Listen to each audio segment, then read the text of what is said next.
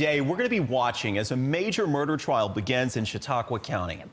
Prosecutors and police say this man, Anthony Taglianetti, murdered Clymer School Superintendent Keith Reed last September. According to police, Taglianetti hunted Reed down, drove from Virginia, where he lived, to Reed's house in Clymer, shot him on his property, and then drove back to Virginia. As far as a motive, detectives say Taglianetti suspected Reed was having an affair with his wife. This morning, News 4's Anthony Congi has a preview of the trial with News 4 legal analyst Terry Connors.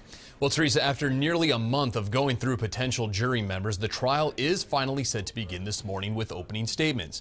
Now, there is a motive, but our legal analyst wonders how much physical evidence has actually been found.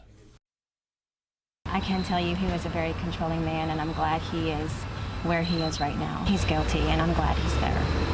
We've had a rough marital history. That was the wife of Anthony Taglianetti in Virginia after he was found. Police also found a gun in his car, but never publicly revealed whether it actually was traced back as the murder weapon. We've learned that the prosecution's case alone may take over 2 weeks to present. That tells me that there's not an enormous amount of direct evidence, that the evidence is circumstantial. And circumstantial evidence is acceptable and can be utilized, but circumstantial evidence requires that you put it together, much like the pieces of a puzzle. It took almost a month for lawyers to choose the jury of 7 men and 5 women. They would separate them from the panel, take them separately, and talk to them about their particular knowledge, opinions, prejudice, things like that. That's different.